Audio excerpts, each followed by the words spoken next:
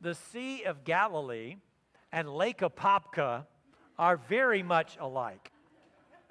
They are about the same size. They're about the same shape, that they're both longer from north to south than they are east to west. Lake Apopka used to be very good for fishing, and the Sea of Galilee still is. They both have storms, but unlike Lake Apopka, the Sea of Galilee is 140 feet deep. Lake Apopka is about 6 feet deep, okay? Unlike Lake Apopka, the Sea of Galilee is surrounded by mountains. The Sea of Lake Apopka is surrounded by Mount Dora, which doesn't really count.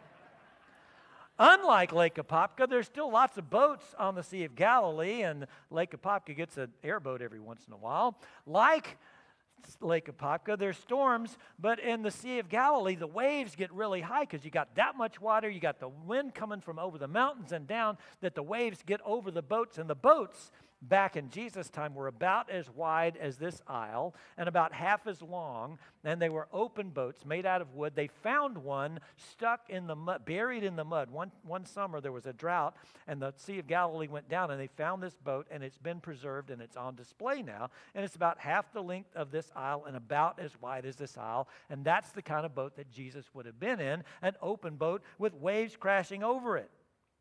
So, when storms blow in, watch the locals. Look at the local people, because the locals will let you know if no matter how scary it looks to us newcomers, it may or may not actually be scary. And that happens. We were in North Dakota with the youth group one year. Years ago, we were doing a mission trip on an Indian reservation, and the sky got black off in the distance, and there was this line straight across like somebody drawn it. It was black on that side. It was perfectly clear on this side, and it's coming our way. And so our youth minister at that time is thinking, this is a tornado. And so she loaded us all up in our bus, and we were staying in the diocesan kid camp that had these sort of glorified cabins that if the wind blew, they were all going down. And so we went to the nearest town, which was 45 minutes away. It had 3 buildings. That's a big town in North Dakota. But one of them had a basement, so she takes everybody down in the basement. Well, I'm a grown-up, okay? I don't always have to follow directions. And so I'm thinking, let's check out the locals and see what they're saying. So I go back up and out on the street, and all the locals are out on the street watching the storm come. And the storm came, and it wasn't a tornado, but it was this huge hailstorm with hailstones about the size of ping pong balls.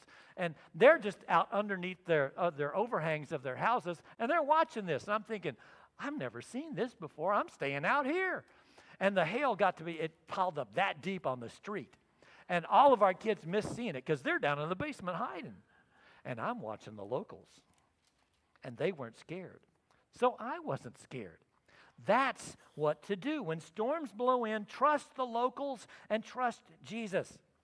Now, some of you know how the clergy team works here. That I make sure that I tell all of our clergy, you need to always be ready to preach, pray, or die. Okay? And we are. All of our clergy know that. So last night at 11 o'clock, Father Andrew texts me, and he says, Kristen's in the ER, and I'm with her, and we're not sure how long this is going to take, and I may not make it tomorrow morning. If you look in your bulletin, you'll see he's supposed to be standing here right now, okay? So at 11 o'clock last night, I've been to ERs before. I know how fast they are. So I knew that I was preaching today. So do you know what I did at 11 o'clock? The same thing Jesus did. I went to sleep. Because I trusted that Jesus was on it, the Holy Spirit was going to work this out, and it was going to be fine. So this morning at 5 o'clock, Andrew texts me, and he says, they're just now admitting her to a room, and I'm going home to get some sleep. And I said, please do, because Jesus and I are on it. Now, he did the right thing last night by being with his wife, and he's doing the right thing right now by taking care of himself. And he trusts. There was a storm blew in, he trusted the local. Okay? And I trusted the local because I knew that Jesus was on it. Andrew knows that Jesus is on it, and he's doing the right thing. And because he trusts Jesus is on it for both of us, and so do I. Well, I had the chance to do that a couple of weeks ago. Now, most of you know, Wednesday morning, we have a Wednesday morning communion service. Every Wednesday morning, 10 o'clock. Where am I every Wednesday morning at 10 o'clock? I'm right here playing guitar, leading the worship, and all of that, right? So Tuesday's my day off. On Tuesday, I don't even think about church. I don't think about what's going on the rest of the week. It's my day off. It's my Sabbath. We talked about Sabbath a couple of times, right? So Wednesday mornings, I get up 5 o'clock in the morning, and I go for my walk, and I pray, and I read my scriptures, and I pray for you, and I do all, and always I look at my calendar to see what's going on that day, because I do my to-do list, right? Well, that Wednesday, I got up 5 o'clock in the morning, went for my walk, spent my time with Jesus, read my Bible, prayed for people, prayed for you. Debbie had some things going on that she wanted to talk about. It was not with me, so I listened. I was glad, I'm being the caring husband and stuff. But I neglected to look at my calendar. So I usually get here about 10 till 10, because that's all it takes to pick the music to sing. All right? But this morning, I got here early. I got here 9:30, okay? And so I walk in, and Andrew says, "Don't you have a funeral today?" I'm like, "It's Wednesday." We have a family that 15 years ago, I officiated at their wedding, and didn't see him till they had a daughter that they wanted baptized, and then I didn't see him again until the husband's mother was sick, and I went and did last rites, and then his mother died, and I went and buried her at Cape Canaveral National Cemetery out in Cape Canaveral. And so I didn't see him again till his dad got sick. I went and did the last rites with his dad, and his dad died, and they were going to bury him with Mom at Cape Canaveral. And if you've ever been to a national cemetery, you do not tell them when you would not want to have the burial. They tell you when to show up, and you have 25 minutes. And the cemetery's only 25 minutes was Wednesday morning at 10:30 in the morning, and I was supposed to be there at 10, and I roll in here at 9:30. And Andrew says, "Don't you have a funeral today?" I'm like, "No." And then I'm like, "Wait a minute. Yes, I do. I'm supposed to be at Cape Canaveral National Cemetery in 30 minutes. It's an hour and 15 minutes to get there." Whoop, whoop, whoop, whoop, whoop, whoop. So I jump in my Jeep, and I'm on the way, and I'm thinking, I know the priest in Cape Canaveral, and maybe he can go do this for me. And I look at my phone, and I don't have his phone number. It's like, oh, man. And I know if I pull over on the side of the road and I dig up his phone number and call him and he's not available, for sure I'm going to be late. So I call the family and say, "I'm on my way now, and I'm going to be late, but go ahead and do the flag presentation and say what you're going to say. But I will be there in time." Okay? So I'm leaving here, and I'm getting on the 408, and I'm thinking, okay, God, you created time and space. You can bend it. Bend time and space so I get there in time. And in the meantime, please make me invisible to any law enforcement. And so I blast across the 408, and I'm going through downtown Orlando at 80 miles an hour, and I get out to the end of the 408, and it empties out on the Highway 50 in Bithlo and Christmas, and I'm on 70 miles an hour on Highway 50, and I get to I-95, and I go north to get there, and it's speed limit 70, and I'm going 80, and this car goes past me. I'm thinking, that was an angel. This is my chance. If they're going to pull somebody over, they get the one in front. So I'm following this guy, and it's going 80, 85, 90, 93, 97, 98. My Jeep goes 100 miles an hour. And it is smooth and quiet, and I thought, this is great, and there's no traffic. And I roll into there, and I got there with 10 minutes to spare. It takes an hour and 15 minutes to get there. You can do it in 45. I don't suggest that. And I would never do that on purpose. But I trust, and I'm going over there, and I'm kicking myself like, Tom, you always look at your calendar. How could you not look at your calendar? How could you not know that this was happening today? How could you do it? And then I'm thinking, wait a minute. I got up, I prayed, I did my walk with God, I spent my time with him, I listened to Debbie, I was a kind and listening husband. I did everything I was supposed to do. So therefore, God, you got to get me there on time. And after it was over, I realized God was in charge. And had I looked at my calendar, I would not have been listening to my wife. I would, sorry, babe, I got to go. I'll listen to you tonight. But I didn't. And I got to do the right thing. And God took care of it. In a storm, when Jesus is quiet, he hasn't abandoned you. he just might be taking a nap.